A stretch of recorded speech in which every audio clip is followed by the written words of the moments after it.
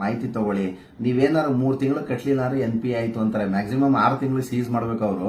2 ತಿಂಗಳು 3 ತಿಂಗಳು ಕಟ್ಟಲಿಲ್ಲ ಅಂದ್ರೆ ಸೀದಾ ಕೋರ್ಟ್ ಆರ್ಡರ್ ಅನ್ನ ತಗೊಬಂದು ನಿಮ್ಗೆ ಯಾವುದೇ ನೋಟಿಸ್ ಕೊಡಲ್ಲ ಅವರು. ಏನೋ ಬರ್ತಾರೆ ನಿಮ್ಗೇನು ಹೆದರ್ಸ್ತೀನಿ ಅಂತ ನೀವು ಅನ್ಕೊಳ್ತೀರಾ, ಬಟ್ ನಿಮ್ಗೆ ಯಾವುದೇ ಮಾಹಿತಿ ಕೊಡದಂಗೆ ಕೋರ್ಟ್ ಇಂದ ಆರ್ಡರ್ ತಗೊಬಂದು ಮನೆಯನ್ನ ಸೀಸ್ ಮಾಡ್ಬಿಡ್ತಾರೆ. ಆಮೇಲೆ ಆ ಸರ್ಫೇಸ್ ಆಕ್ಟ್ ಏನನ್ನುತ್ತೆ ಅಂದ್ರೆ ನೀವು ಏನು ಲೋನ್ ಅನ್ನ ತಗೊಂಡಿರ್ತೀರಲ್ಲ, ಆ ಲೋನ್ ಅನ್ನ ಎಂಟೈರ್ ಅಮೌಂಟ್ ಅನ್ನ ಡೆಪಾಸಿಟ್ ಮಾಡಿದ್ರೆ ಕೀ ವಾಪಸ್ ಕೊಡ್ತಾರೆ ಅಷ್ಟೇನೆ.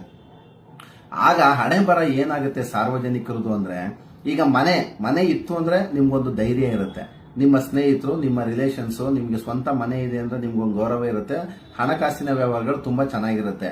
ಆದ್ರೆ ಮನೆ ಯಾವಾಗ ಬ್ಯಾಂಕವ್ರು ಬಂದು ಸೀಸ್ ಮಾಡಿದ್ರು ಅಂದಾಗ ಆ ನಿಮ್ಗೆ ದುಡ್ಡು ಕೊಡೋರು ಸಹ ಹಿಂದೇಟನ್ನ ಹಾಕ್ತಾರೆ, ದುಡ್ಡು ಹುಟ್ಟಲ್ಲ ಅವಾಗ.